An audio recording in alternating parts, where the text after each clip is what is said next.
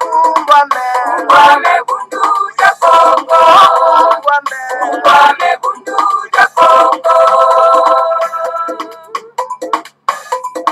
Kumbame bundu ja Kongo. Kumbame bundu ja Kongo.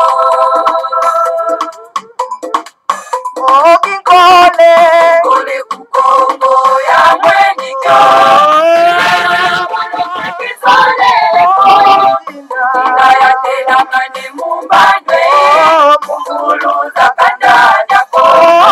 Mukuluza kanda ja Kongo.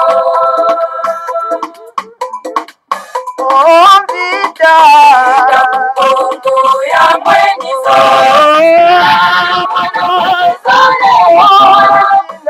Kayatela mane mumbane. Mwana vita ku Kongo.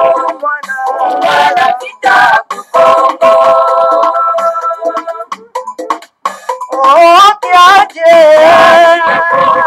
Ya mweni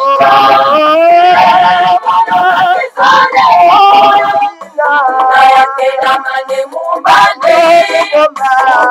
Kanda ja Kongo. Kanda ja Kongo.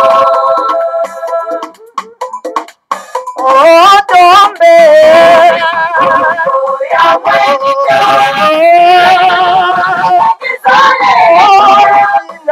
kayatela mane mumbane.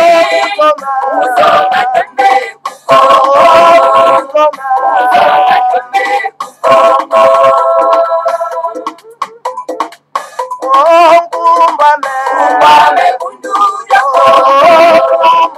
Kumbame bundu ja Kongo. Kumbame bundu ja Kongo. Kumbame bundu ja Kongo. Kumbame bundu ja Kongo. Kumbame bundu ja Kongo. Kumbame bundu ja Kongo.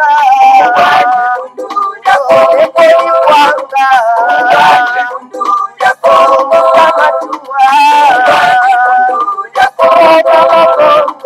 Kumbame bundu ja Kongo. Kumbame bundu ja Kongo. Kumbame bundu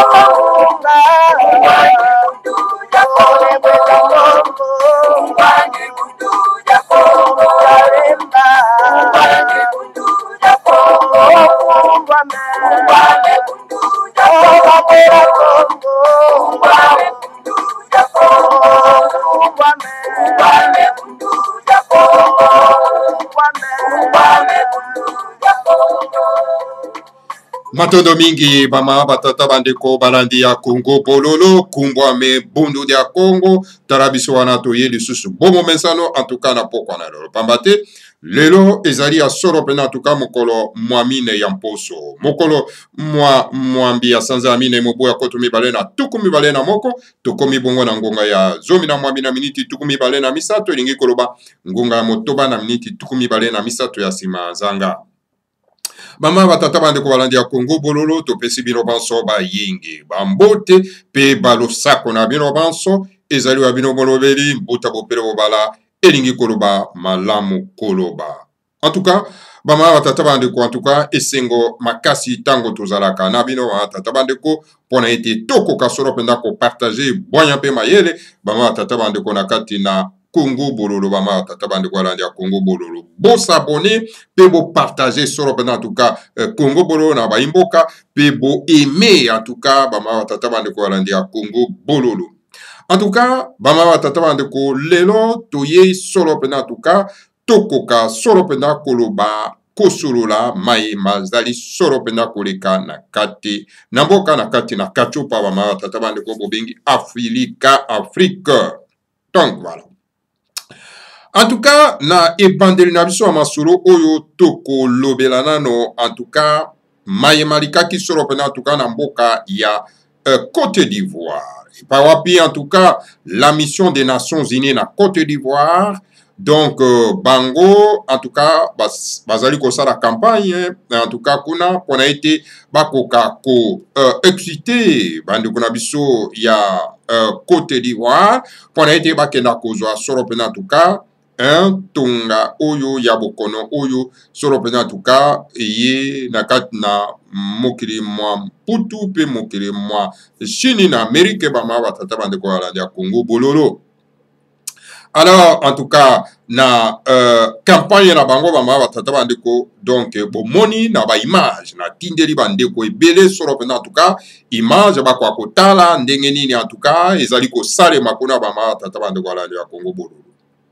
Mais eloko tozali ko déplorer awa ezali nini bama batata bandeko bandeko na biso baindo bato baindo balongwe nano na esika oyo ya kosungaka bapaya te mpona ete bakwa koboma bandeko na bango bama batata bandeko balandi ya Congo bololo. Boyebi yango malamu bama batata bandeko balandi ya Congo bololo na époque keko ya traite négrière oyo bayaka kokanga bandeko na biso po ete bakomisa bango bampuku bamikomboso bamakako po ete bakenda koteka bango na mokili mwa Amerika bama batata bandeko balandi ya Congo bololo baitilizaki kaka baindo bama batata bandeko balandi ya Congo bololo. Et baindo baza ko évoluer toujours pas baza toujours na mesure n'ose pas ya ko défendre l'opposition na bango te bama batata bandeko balandi ya Congo bana na kachopa baza ko évoluer te bama batata bandeko balandi ya Congo bololo. Bautilisaki toujours en tout cas baindo mosusu mpona ete bakoka solo mpena en tout cas kokapture kokanga bandeko na bango baindo mpo balivre bango epai ya bapaya mpo ete bapaya bazwa bango bakomisa bango babibwele mpo bakende koteka bango na mikili mosusu bama batata bandeko balandi ya Congo. Une histoire vraiment ya soni ya vergogne bama batata bandeko balandi ya Congo bololo eza koteya biso kaka te bama batata bandeko. Pona nini moto moindo akomi na niveau vraiment ya point zéro ya koyina na ndenge wana bama batata bandeko balandi ya Congo bololo. C'est grave. Bomoi na Côte d'Ivoire na mayaje na tindeli bino mwana mwasi baza ko utiliser mwana mwasi ya moto moindo baza ko utiliser ye na mission des Nations Unies na kati na Côte d'Ivoire pona ete akoka kotobola tonga bama mangwele solo pena na ndeko na ye moto moindo oyo toyebi ya solo ke mangwele oyo ezali ya malamu te ezali likama pona biso ya batata bandeko balandi ya Congo bololo. Alors donc azwi tonga azali kotobola ndeko na ye azoboma ndeko na ye pendant que tango mondele ayei azali kotobola ye te azotobola ye tonga te mais aza na plaisir na appétit nyonso mpona kotobola ndeko na ye mondele aye azosala semblant lokola azotobola oyo aza kotobola na ye te bama batata bandeko balandi ya Congo bololo. Mais totala nano malamu bama batata bandeko soki mangbelo ezalaki pene ya malamu ya lobiko ya bato mpona nini ekoki kozala mangbele moko discriminatoire bama batata bandeko balandi ya Congo bololo. To esengeli toloba to osele ton soki mangbele oyo ezalaki mangbele ya kitoko mpona ete ekoka kosunga bato na likolo ya bokono mpona nini mangbele yango ekoki kozala discriminatoire na bama batata bandeko balandi ya Congo elingi koloba soki ezali discriminatoire c'est parce que ezali eloko ya mabe oyo basali yango mpona ete bakoka solo mpena kosilisa baindo na kati ya mokili bama batata bandeko baindo bozozela nini mpo bokwa kolamuka bozozela nini pomoni bino moko na baimage epuis baza koutilize kaka baindo bakobo baindo bama batata bandeko bomonaki moto babengi solo mpena en tout cas Koffi Olomide ye mpe bautilize ye mpo asala semblant lokola baza kotobola ye de façon ke bafane oyo balandaka ye baaveugle baignorant banyangala kata oyo balandaka ye bamiziki ne ezanga ntina batata bandeko mpona ete apersuade bango mpe bakenda kozwa parce que ye amilakisi ke azwi baindo les nègres quand est-ce que vraiment bino bokolongwa solo pena en tout cas na ignorance oyo na kati na bino batata bandeko balandi ya Congo bololo. Alors donc ezali solo pena en tout cas bama batata bandeko somo mingi bama batata bandeko balandi ya Congo bololo. Mais eloko nini ekomisi biso vraiment na immobilisme oyo bama, eloko nini ekomisi biso tokoma banyama, eloko nini esali te tokoma pena babolole na miso ya bato bama tata bando. Nalobaka yango tango iso eloko ekomisi biso bolole ezali likambo etali mangomba na bapaya, yango nde ekomisi biso babolole. Eloko ekomisi biso babolole ezali donc mokanda na bapaya tobengi Biblia, yango ekomisi biso babolole, yango elalisi biso pongi. Alors donc tozali kolamuka te, tozali kolamusa bonzambo eza na kati na biso te po totala mokili na miso ezali kotala bama batata bando balandi ya Congo bololo. C'est ça le problème bama batata bando. Likambo oyo mvuluski mbanga bundi na yango. Yango tozali kokota. Bandeko na biso babengi bango bakimbangiste. Bakei ko fêter centenaire. 100 ans, bakei ko fêter. Na une fausse date d'ailleurs, le 6 avril, ce n'est pas le début à commencement à ministère à Mvungimbango. Non, pas du tout, nous ne pouvons pas continuer à gober les mensonges. C'est plutôt le 18 mars, où ezalaki, donc le début à Moussala, il y a Fumukimbango, où il y a Yaki Nango Pona Lamusa Solo, en tout cas, bande konabiso ba Congo, ba lali pongi, ba ma tata bande kolanda Congo bololo, pe pona de bango, ba kwa Lamusa Solo, le reste ya mabota, ba ma tata bande kona bango, ba indo, ba ma tata bande kolanda Congo bololo. Donc voilà, et loko oyo, et sali ke bato moindo, ba koma na immobilisme yangoana. Aussi longtemps que toko se débarrasser na cette spiritualité étrangère. Alors toko tika la kaka lokola babike ko ba matata. Mais toko tika la bike côté nous allons lutter. Toko bunda kaka ba matata ndolanda. Aussi longtemps que nous allons mono, aussi longtemps que nous allons bon moi. Toko bunda kaka ba matata ndolanda kombo ya Congo bolo. Toko bunda kaka. Toko tika te. Toko tika te. Toko bundisa. Solo pendant en tout cas mangomba ba paya oyo ekwa kozonga parce que comme si biso solo pendant en tout cas ba même pendant que mokili mobimbezali kozela ete baindo balamuka pona ete bakoka solo pendant ko redresser mokili oyo kota solo pendant na mabunga likolo ya bana mabunga pama tata bande kolande ya Congo bololo hein bana mabunga baya ko bungisa biso. Alors nango ba ma batata bande kolanda Congo bololo. Tokoki ko continuer. Donc cautionner les mensonges étaient. Hein? Fumukimbango n'a jamais été envoyé par Jésus. Mais allez quand même demander Jésus, ce que Jésus, yo tinda ki Fumukimbango na mission na kati na mokili ma Afrique. Hein? Vous qui prêchez le nom de Jésus au mindere ba memerabino, demandez Jésus, ce que Jésus yo tinda ki Fumukimbango. Un prophète ne peut pas envoyer un autre prophète pour être aya ko libérer peuple mususu so baza ko konza. Non, pas du tout. Bon ce que Jésus na tinda ki. Bon ce que Bouddha na tinda ki, ce que Mohamed na tinda ki. Car Jésus muta tinda ki Mohamed a tinda ki Bouddha. Mais soyez un peu sérieux. Pendant nini koluka à tout moment ya ko kitisa solo pendant en tout cas motinda mi atata nzambe apungu dolondo na kati ya baindo. Pourquoi? Nyonso wana ezalaka likolo ya mbongo, c'est l'argent. Alors pour chercher l'argent, il faut toujours humilier. Donc ba envoyer na biso ba ma atata bande kolanda Congo bolo. Il faut toujours qu'on rendre bango inférieur parce que Jésus azali mondele ba kolo bato ba memela ki biso ye.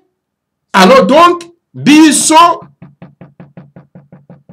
batindami ya biso bakoki kozala batindami ya tatanza ba pour tolendo te, il faut bazala batindami ya intermédiaire donc ya envoyé ba kolon. Mes chers frères, ça ne va pas, Congo Bolo. Hein? Et puis, bonjour, continuer qu'on persister dans le mal. Mais mato mangbongi na bino, toko eko tika bino ko continuer na mato mangbongi na bino te. Hein?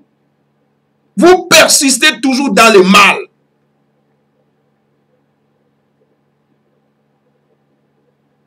Vous voulez toujours être esclave des autres. Kaka bino ko belela ka bakoko ya bapaya. Ok. Na bokoko na biso balobi ko belela bakoko ya baninga te. Belela bakoko ya yo. Maman tata bande Walanda Congo Bolo. Vous avez quelqu'un qui est venu pour vous donner la mystique Congo. Beaucoup de sango na bamangoma na bino po boko mamakasi. Vous ne voulez pas que la mystique Congo na kata mangoma na bino. Vous voulez toujours que ça na plaisir na ba kolo ba memela kibiso makamo na bango ya lokuta. Vous avez babilele babizengi. Kizengi na bino komiti na mokia molimo et pas ba koko na biso et ils sont en colère. Parce que alors, je crois que bateau toujours comprendre makamo, togo tikabino tranquillité. Togo tikabino tranquillité. Nous devons manifester la colère à bakoko na biso. Pour les à travers na biso pour que toko kako combattre bino ba ma tata bande Walanda Congo Bolo. Hein? Ça ne va pas. Parce que tokoki ko continuer ko souffrir likolo na bino te. Likolo na bino ba ignorant dangereux bino ba nègre ba na Congo. C'est à cause de vous que nous souffrons. C'est à cause de vous. Tala le grand maître de mandation abimi alakisi bato la mystique Congo. Bonzambo ya biso. Oyo fumukimbanga pesa ke laka. Mais bana fumukimbanga balingi kozwa la mystique Congo wana te ba kotsango na biyamba na bango po bakoma makasi. Mais comment mais qu'est-ce que c'est cette histoire là? Balingi kotsango te, balingi kozwa yango te. Bakangami na bango kana mokanda bapaya, Biblia, bakangami na bango kaka Yesu ya bapaya. Bakomisi donc mokonzi atinda ka ba prophète et ba mokonzi yango atinda ka ba prophète kaka mokonzi ya ba kolo et puis mokonzi yango ba kolo atinda kaka ba prophète ya bato baindo ya ba bikolo mususu te ba mama tata bande Walanda Congo. Comment ça va? Comment ça? Comment ça? Comment ça? Alors donc moto le grand maître Fumukimbango a prophétisé ki akoya akoma mokanda mo centre ya baindo et pa wapi mabomba mi ya baindo mazana kati et que mokanda mo centre mokomami to longola Biblia ya bapa to kwaka yango to kotisa mokanda mo centre na biso po que to zwa nguya to koma na makasi bato balingi na bango te et ba Congo o bazali censé yako zwa makamba yango au premier lieu, pour que baindo bakoka koya ko copier, bango pe bakoti kaka na kati ya distraction. Okomona ba mosusu babimi, ba perroquet lokola bakosu babimi, onga naza mokanda na ngai. Ba mosusu babimi kuna, hein? Bakomi na bango ndeko déformer ce que le grand maître a écrit. Aebisi baindo obike biso tozali fruit ya Adamu na Eva te, biso tozali fruit ya nenzala pando na mamakengi lofuma, bango kuna bake baloli o ekominde o kilikete soki kilikete. Ah non. Les nègres sont trop méchants. Kindo ki abaindo Iza ma betro ba ma tata bande Walanda Congo toko tika bino te to robundi sabino. Ma bena bino leki mingi. Talande bozo pe sabiso retard. To côté des ana ere averso. Oyo ke mbongwane ko akoya. Mais talande bozo ko retarder mbongwana. tala ndenge boza ko retarder biso. Mais mbongo yango boza ko luka pona ko sa plaisir na bapaya. Boko kene nango wa. Et vous allez disparaître tous, vous allez laisser cet argent. Mbongo ya lokuta. Mama tata bande kwa la Congo bolo. Tala baba mbutaki yanga.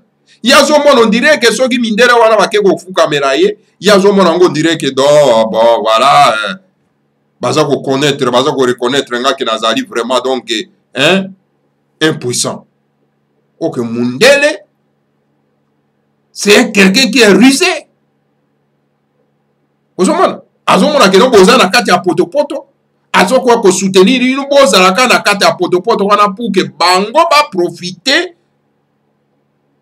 pour na copier biso, ba profiter pour na koluka ko éliminer biso ba mawa tata bande kwa la Congo bolo. Mais il faut tout alerter bande ko na biso. Bato lokola bambutaki anga ni bakolingande biso po tozo ko yebisa vérité en face que non, attention, ce que vous faites là, vous êtes en train, n'est-ce pas, de retarder les nègres. Et ces gens-là, ils ont de mauvaises intentions. Les mauvaises intentions, c'est-à-dire que vous utilisez contre votre propre frère. Maman tata bande wala da Congo bolo. Bile ya malamu ezali wana. Oyo le grand maître de Mandasema amemeli baindo bile ya malamu.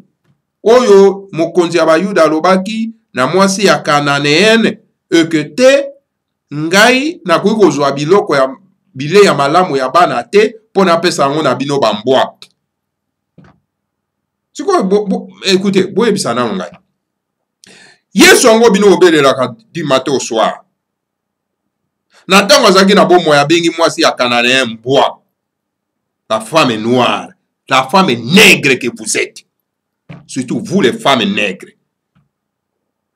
Il faut pas raser bino, hein.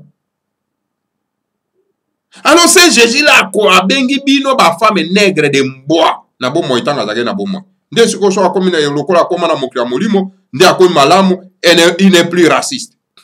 Na bomo ene c'était raciste. Sikoyo ndenga akomi na mokya molimo, il n'est plus raciste. Nde alingi bino sikoyo. Alors bien, il a dit la vérité. Il a dit la vérité à cette femme cananéenne. Que no biloko ya malamu ya bana na kuko pesa ngo na mbwate. Et voilà le grand maître de Mandasema memeli baindo biloko ya malamu. Ya kolongwa solo pena en tout cas na bonyama kokoma moto. Ko développer bonzambo eza na kati na biso. Ko koma l'esprit patriotique et nationaliste pur et dur. Na malako oyo le grand maître de Mandasema a memeli baindo bile ya kitoko, bile ya malamu a memeli biso. Mais bino boza kolinga kozwa yango te po bolia. Bolingi ka kolia biloka bangulu, bokoma na bino bangulu. Quelle zoberi ya ba nègre o bazana kati ya Congo? Hein? Moto memeli bino biloka malamu ya lobiko parce que mboka et se développer kana connaissance boyebi. Boyebi nde saraka ete bato ba kwa kotelma po ba protéger mboka na bango pe ba tonga ngo ba développer. Et moto amemeli bino boyebi wana. Moto amemeli bino la bonne spiritualité. Pour que vous avez reçu un complexe d'infériorité. Parce que dans la spiritualité à Bapaya, on vous a diabolisé.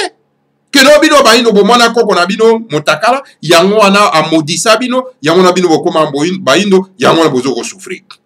Et ces mêmes nègres malheureux continuent, n'est-ce pas, ya ko raconter cette histoire coloniale. Ça ne va pas, Bama tata bande wala ndia Congo bolo. Ça ne va pas. Alors le grand maître de Mandasema et voilà tout ce qu'il nous donne. Il n'a pas étudié ça à l'école, à l'université. Mais posez-vous la question que moto ya tangi mathématique et chimie. Comment ça fait kaza ko koma mokanda mo centre ya baindo? Comment ça fait kaza ko la spiritualité, la haute spiritualité? Est-ce que vous vendez pour me poser question? Ah, tant qu'on a me poser question, vous trouver une réponse. Non, écoutez, cette personne azali vraiment motinda miatata ensemble à poncturer. Ce qu'on dit dans Bozelaka, ceux qui m'ont sous-souté, alors bon, comme ah, il était vraiment, on va suivre. C'est le moment de reconnaître la personne de son vivant. Namosala oyayena. Ma mimi bilo ya malamu. Pobo zalo biko. Pobo longwana. Bo mwana bokoma baldilte. Bolingi na binote ba mama tata bandu balanja Congo bolo. Et vous n'avez pas de vergogne. Vous continuez toujours à dire que non, mais écoutez, envoyé il y a Jésus-Christ. L'église de Christ par son envoyé. Ah, Simo Kimba. En tout cas, maman tata bandu balanja Congo bololo. Non, écoutez. Biso to ko continuer ko kangami sauter, ko tika bino te ba mama tata bande ko po continuer donc ba bêtise ya ndengo wana. Pe bo retardaka donc le développement en Afrique. OK, ere ya verso to koti ezali ere oyo ya baindo.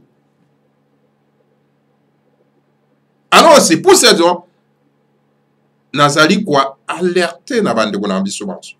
Ozana connaissance ya bukongo. Ozana connaissance ya mayoyo le grand maître de mandasema amemeli biso. Et sengeli siko ko telema ko beta penza tonke fimbo ya kekele ba mama tataban. On ne peut pas avoir pitié na bateau bazali ko véhiculer les mensonges. On ne peut pas avoir pitié de. Pourquoi avoir pitié de? Vous avez la bouche parlée. Vous avez la bouche enseignée. Enseignez biloko malamu na ba nègre oyo bazaka kobunga. Enseignez biloko malamu na ba nègre oyo bazaka kobunga. Et ceux qui baye toujours koloba biloko na bango ya lokuta oyo bakolo ba memela bango, ba memela ki baindo, alors donc fouettez-les. Hein? Mama tata bande wala nda Congo bolo. Il ne mérite même pas être, non pas la tête du pays. Mais ce Tshilombo ne mérite pas. Hein?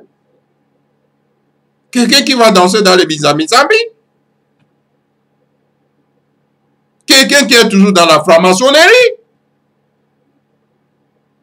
Quelqu'un qui va invoquer, non pas les ancêtres des autres. Mais comment est-ce que vraiment à Koki pour protéger notre pays, à koki ko tambusa notre pays, à koki ko tambusa soropena baindo nakati ya kachopa, nakati na Congo ba mama tata bandu wala na Congo bo. C'est grave. En tout cas ba mama tata bandu wala na Congo bololo. Wana ezake mo introduction na ko pesa bino soropena mama tata bandu ko alors toli ayango nazali ko insister na ba oyo bazwa bile ya malamu oyo les grands maîtres de mandasema mema et sengeli bote le mapona ko leisa solo pena en tout cas baimboka o bazako la pongi parce que c'est à cause d'eux que retard ya kokota vraiment profondément na area verso ezako sale mabama tata bande walani à cause na bango retard oyo à cause na bango solo pena en tout cas bakulu na biso bakoko na biso ils sont en colère à cause de Nabango. Alors donc, nous devons les enseigner de gré ou de force. De gré ou de force. Plus question à cause de la pitié Nabango parce que trop, c'est trop. Ça, c'est trop. Un ambassadeur américain un ambassadeur américain a mis comme ici le vice-président na kasi ya Congo. Mais qui dirige la République démocratique du Congo à ce moment-là? Qui dirige le Congo? Un ambassadeur américain a commis un vice-président na kasi ya Congo. A présidé donc la réunion avec le généraux. Hein? A kendande donc une assemblée nationale ya Congo. A kendande tout dans le président de l'Assemblée nationale ya Congo. L'ordre du jour oyo bokokiko oyo bolingi bosala na plénière na bino. Alors le président de l'Assemblée nationale akolakisa ye ordre du jour. Pays akolobake non, écoutez, ordre du jour oyo bolongo point yo bolongola point yo bolongola point yo bolongola. Un ambassadeur de notre pays. Mais c'est grave. C'est porter une atteinte, n'est-ce pas, la dignité ya baimboka ya race noire. Un ambassadeur. Que non, mais écoutez, point oyo zo kolobeli comme nationalité bolobela ngote. Vous nous imposez ce que nous pouvons faire pour notre pays. Toi, l'ambassadeur. Yamboka Moussous. Ah, mais mes chers amis. Non, ça ne va pas comme ça, non? Ça ne va pas, non? Hein? Ça ne va pas.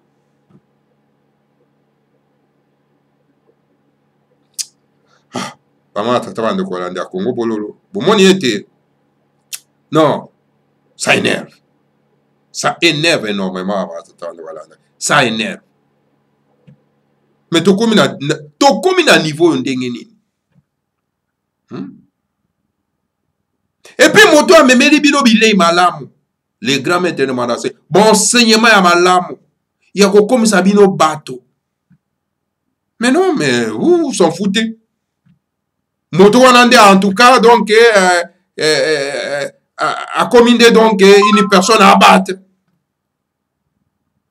Une personne à éliminer. Pourquoi? Tout simplement parce que paya ba colon baza ko pesa bino ba mieto baza ko pesa bino so baza ko pesa bino ba mieto on ezaponani. On vous donne tous ces miettes parce que bozana mboko ezana kita. Mais bino bozo ramasser ba miettes wana. Vous croyez qu'avec ba miettes wana boza ko ramasser o ba paya baza ko pesa bino wana donc ezanango est suffisant. Vous êtes en train de nous rendre un mauvais service. Hein?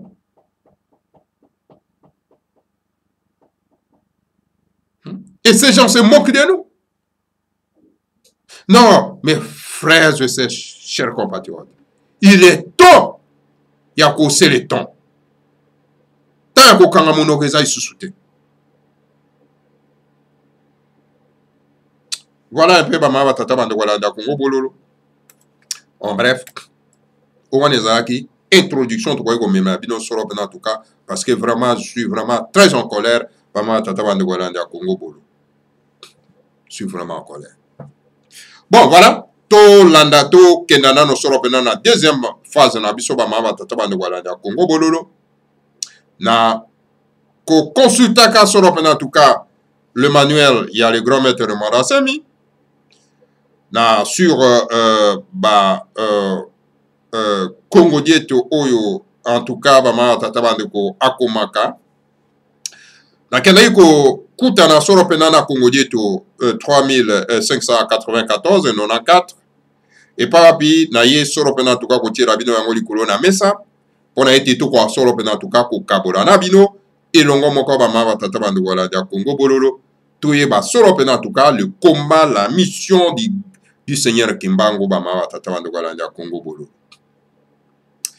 Voilà le grand maître Oyo vraiment Azali na ici toi réunion surtout ya Fumu Kimbango parce que ce qui vraiment bolingi boye ba ici toi ya Fumu Kimbango ce n'est pas à Kamba que vous allez trouver l'histoire ya Fumu Kimbango. C'est pas ya le grand maître de Mandase. C'est celui que vous allez trouver la véritable histoire, n'est-ce pas, Yafumu Kimbango.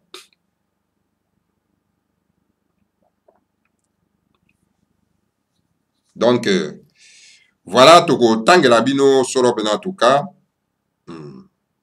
Congo dieto bongo toko kakozwa connaissance nango bama tata bando walanda Congo bolo. Awa na Congo dieto koto misato na kama mitano na tukuli bwana mine. Elobi na biso boy. La plume d'aigle du Seigneur Kimbangu.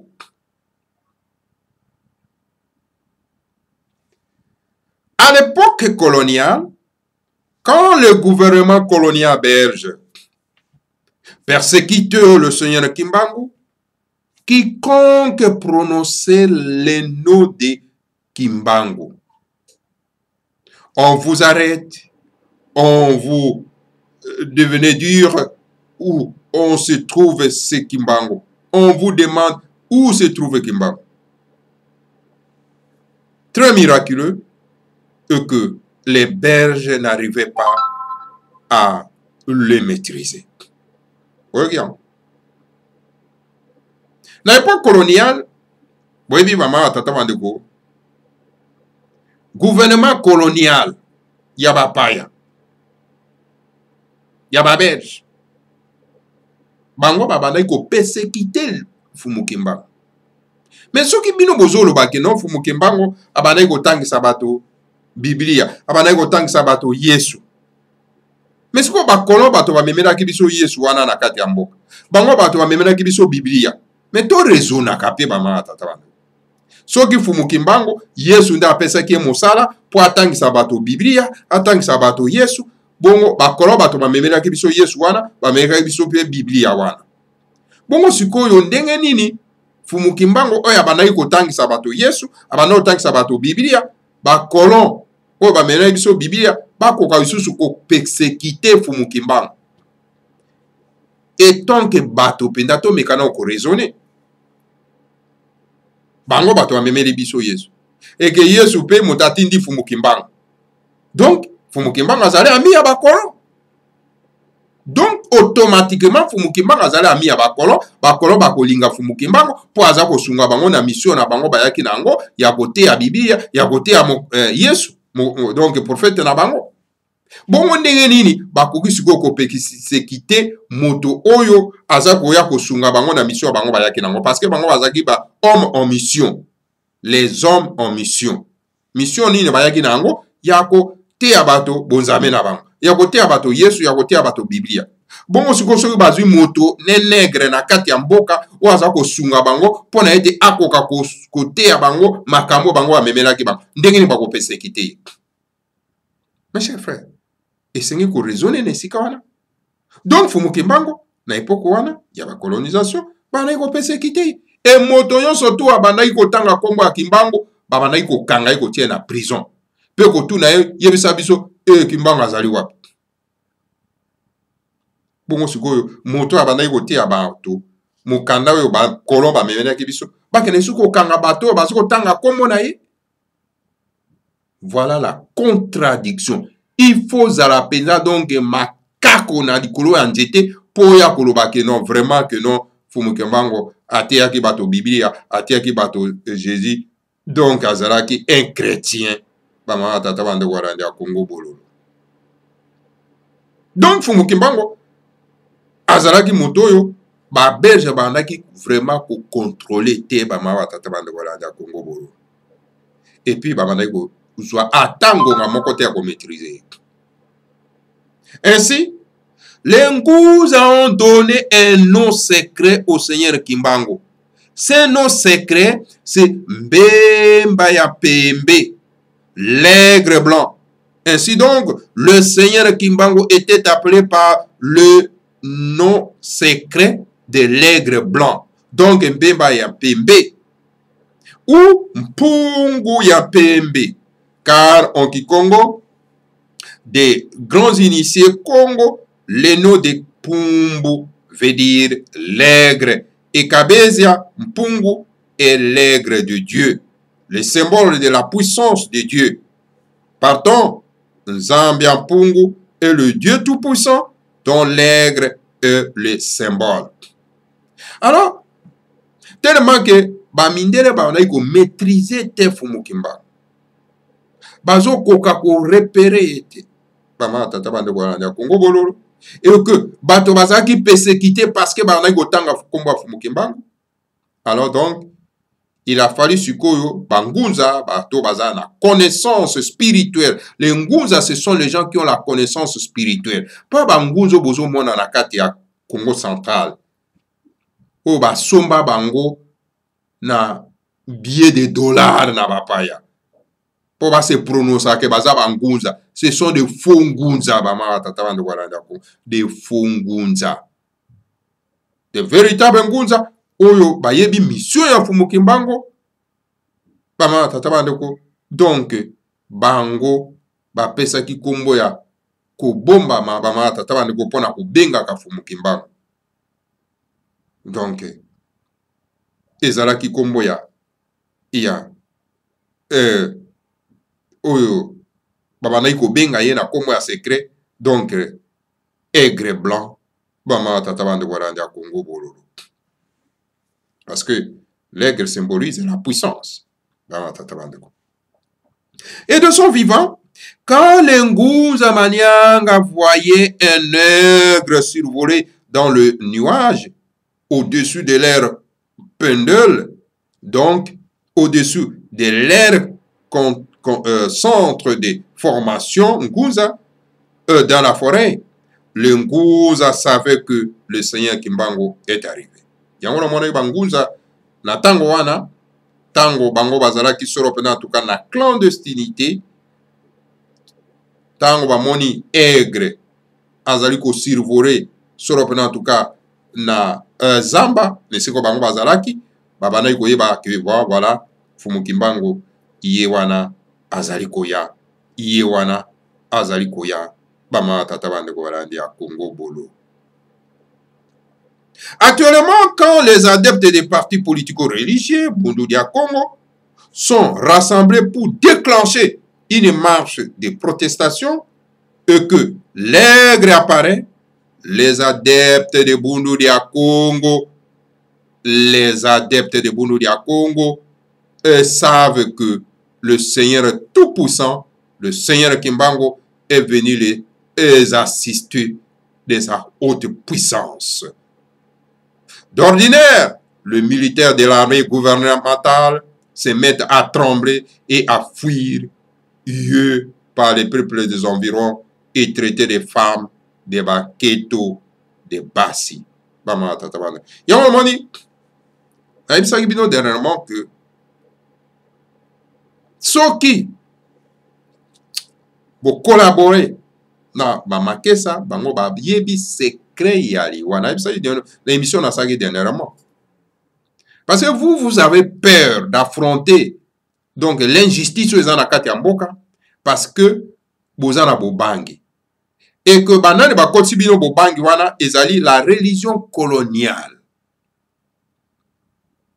Cette religion coloniale est kotibino bobangi na kati na bino. Mwebo revendiquer ba droit na bino ezalité. Mwebo protester contre l'injustice ezalité. Talamboka et baby mboka koufi. Et M. Tulomo fait que vagabonder de gauche à droite. Et alors, bato bazako kokakote remate pour na protester na mauvaise gestion ya M. Tulomo à tatabane kolanda Congo bolo.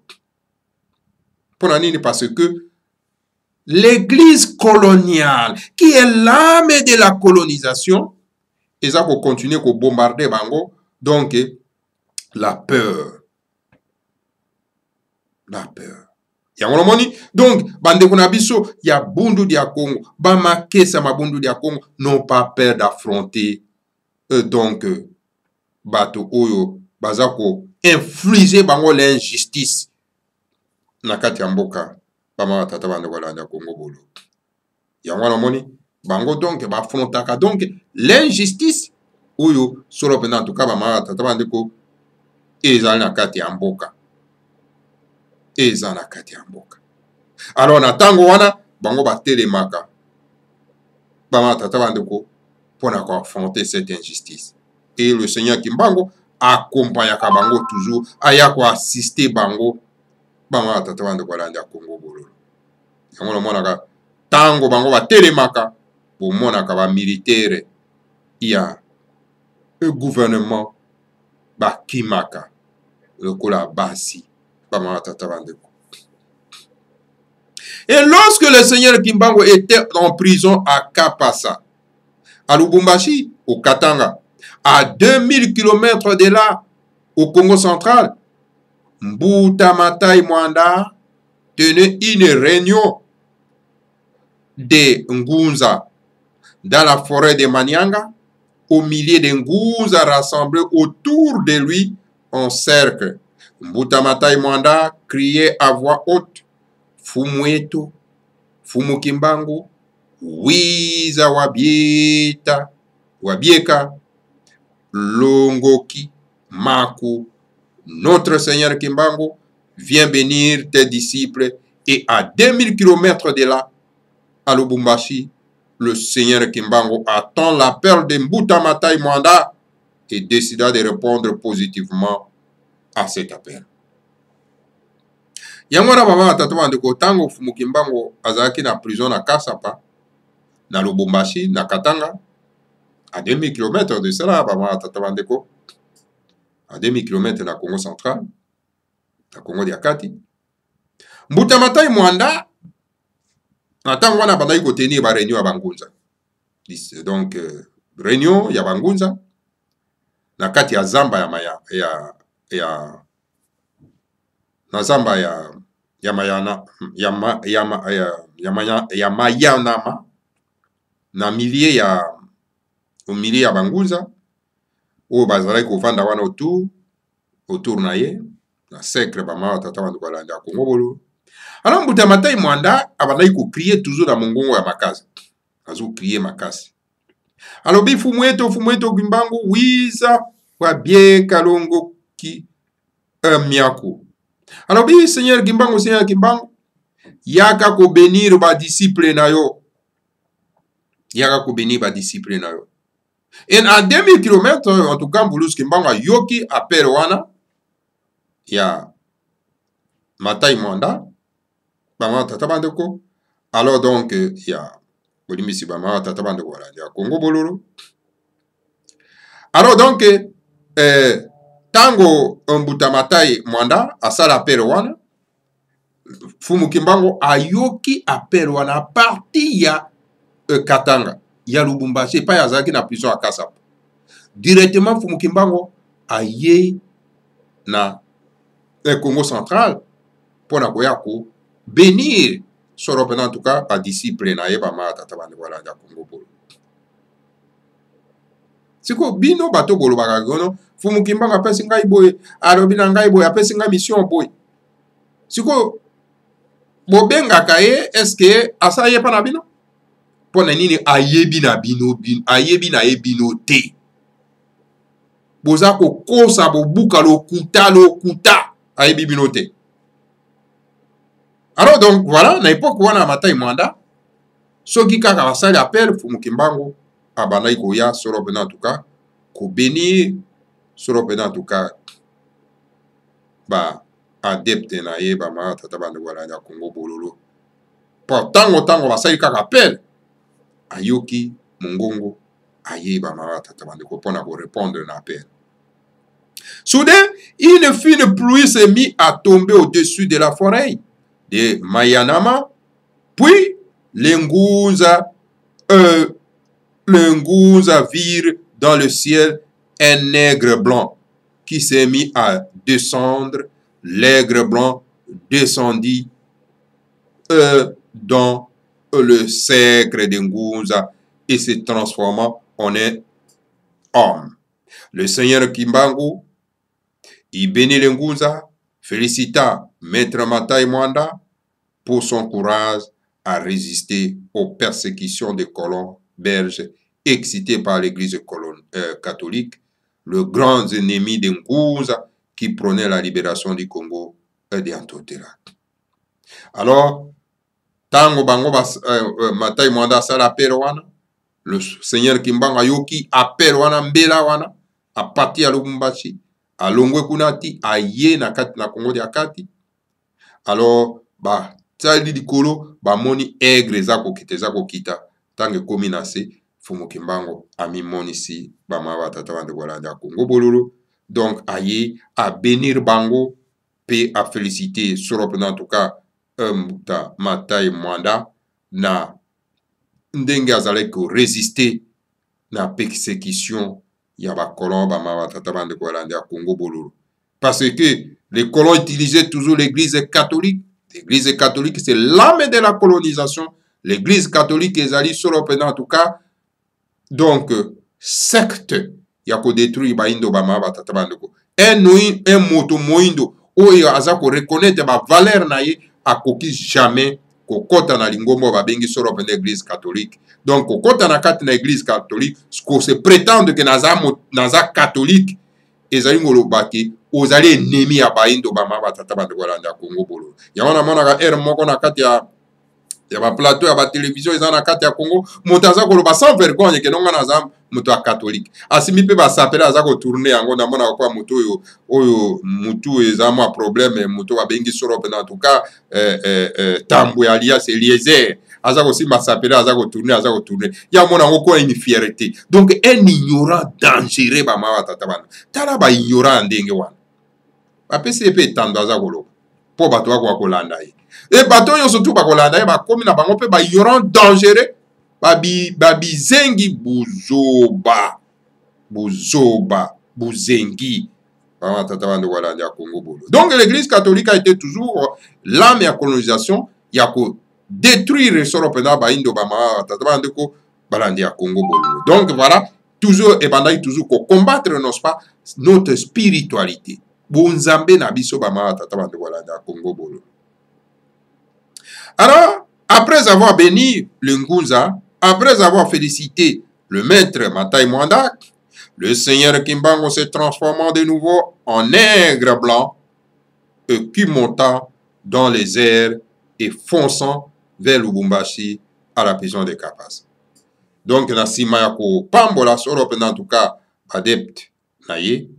Alors donc, Fumu Kimbangu a se transformé en nègre, aigle, azongi de susu na kati na prison ya Kasapa na Lubumbashi. Mama tata wande Bolandi ya Congo bolo. Hier, le seigneur Kimbangu est venu nous voir. Il est venu avec une plume d'aigle, une plume de Mbemba, une plume de Pungu, une grande plume d'aigle. Sur cette plume blanche, on a dessiné une carte plutôt d'Afrique divisée en 5 fédérations. Donc, le grand maître de Mandasemi, avant que Akoka Sorop en tout cas bako akoya ko attaquer na ba élément terroriste et politique kanambe, Fumu Kimbangu ayaka wana pona ko pesa Sorop en tout cas carte géographique et Afrique et Sika bama tatabando. Parce que toyemba que l'Afrique sera construite donc à l'image et Kipata. Donc na carte Afrique wana donc ils allaient partager la 5 fédérations bama tatabando Bolandi ya Congo bolo. La fédération de l'Afrique du Nord regroupant tous les pays arabes d'Afrique du Nord. Donc la fédération Afrique du Nord ils a regroupé kaka pona arabe. La fédération d'Afrique de l'Ouest, donc fédération, il y a Afrique de l'Ouest, donc regroupant tous les pays de Ndingari. Donc, pays surtout il y a Ndingari, on va se regrouper, en tout cas, la fédération. La fédération de l'Afrique centrale, regroupant les 3 pays de l'Afrique centrale, l'empire du Congo d'Antotela, l'empire donc d'Imatuti et l'empire d'Ubangi-Chari. Et puis, la fédération, donc, il y a Afrique centrale. Et par rapport à regrouper 3 fédérations, donc, fédération et Afrique, l'Isanga et Afrique, et Afrique centrale. Donc, ils allaient regrouper 3, donc, parti. Au côté de l'Afrique centrale, au côté de l'Afrique centrale, au côté empire ya Congo dia Totera, au côté empire Yimatuti, puis au côté empire de Ubangi, Chari Bama Tatabande. Et la Fédération de l'Afrique de l'Est, regroupant tous les pays des Nilotiques, et puis Fédération de l'Afrique de l'Est. Et puis après, Nilotique, Bazana Kati, Kuna, tout ce monde-là, Bagozana Kati, Bama Tatabande Walanda Congo Boré. Enfin, la Fédération de l'Afrique australe, regroupant la Namibie, l'Afrique du Sud et la Mozambique. Et puis, en tout cas, fédération, donc il y a Afrique australe, où ils ont regroupé Namibie, Afrique du Sud et puis la Mozambique. Donc voilà, ndenge na carte Afrique ezali dessinée. Oyo Fumukimbango a memaki pona ete tokoka solo pena en tout cas côté ya na baimboka. Tokoka côté ya na baimboka. Yango na moni nzembo toyembaka awa l'Afrique sera construite à l'image ya Ekipata. Donc ikozana 5 fédérations bamara tatabandeko. Et vous nous passez trop de temps. Donc ya kolandaka ba politiciens oyo baza ata na vision T. Baza na vision T. Et nos frères sont en train de suivre, n'osent pas, l'idée politique, au bazar une vision, au bazar toujours mis sur la bango, et ils allaient centrer na mosolo na bongo. Votre souffrance est talibinote bama tata de Walanda Congo Bolo. Qui a dit? Bama tata de Walanda Congo Bolo. Vous citez le nom de Kimbango pendant que vous ne le connaissez pas.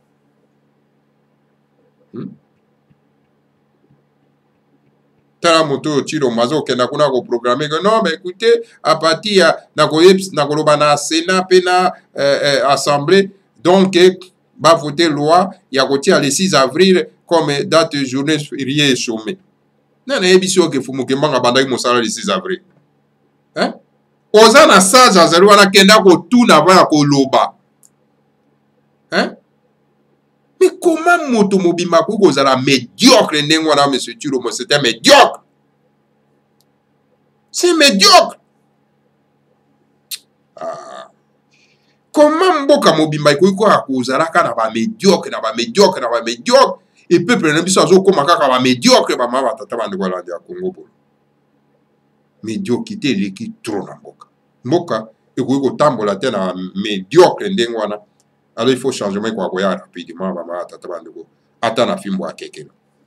Matondo mingi na bino banso bolandi biso to komi na suka bama tata bande ko la ya Congo Bololo soki ton ezalaki likolo en tout cas esengeli ezabongo parce que le temps il y a pitié ezali susute parce que bato bazo tia biso retard en tout cas to koza sous pitié na bango te en tout cas matondo mingi na bino banso o bolandi biso vous partagez Congo Bololo, vous s'abonnez massivement. Maman tata bande ko landa Congo Bololo. Donc voilà pour que beaucoup akozwaka. Sur en tout cas ba émission na biso directement ba tata bande. Que ba kuluna biso ba koka sur en tout cas ko pambola bino yonso, ba pambola les grands maîtres de moi danser mi tout manazambe. Puis apambola sur en tout cas la République fédérale du Congo. Kabudia bakeluba oluzororo batanda wa mungu tulendo makanda mava musama kutuka yotama osawe nina ninga masina makikulu kongoja kutuka kongo oluzororo batanda wa mungu tulendo makanda mava musama kutuka yotama osawe nina ninga masina makikulu kongoja kutuka kongo Afrika ya Afrika ya mbali na tumwa Afrika ya mbali zina mene tumwa Afrika ya Afrika ya mbali na tumwa Afrika ya mbali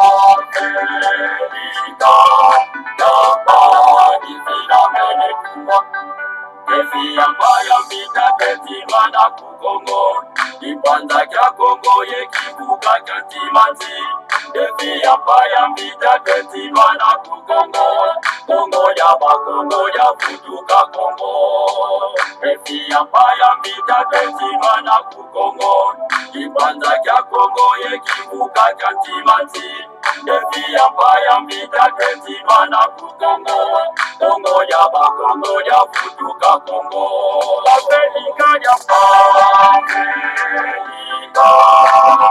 Afrika ya mbali na tumbo Afrika ya mbali ya mbali finamene tumbo Afrika ya Afrika ya mbali na tumbo Afrika ya mbali finamene tumbo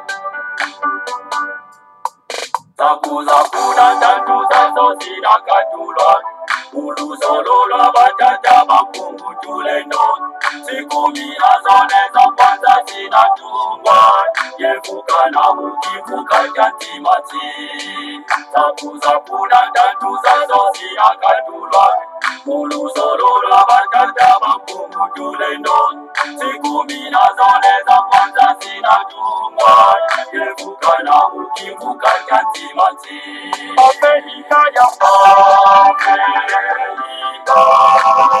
Afrika ya mbali na tumbo Afrika ya mbali finamene tumbo Afrika ya Afrika ya mbali na tumbo Afrika ya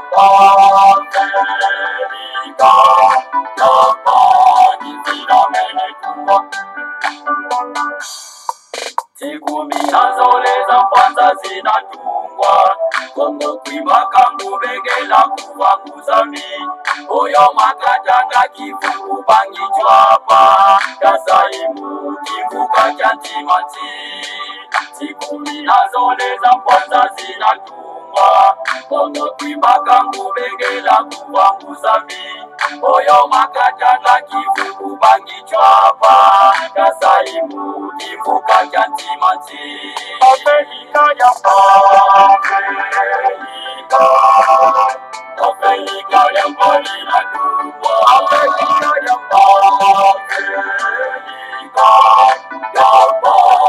finamene tumbo Afrika ya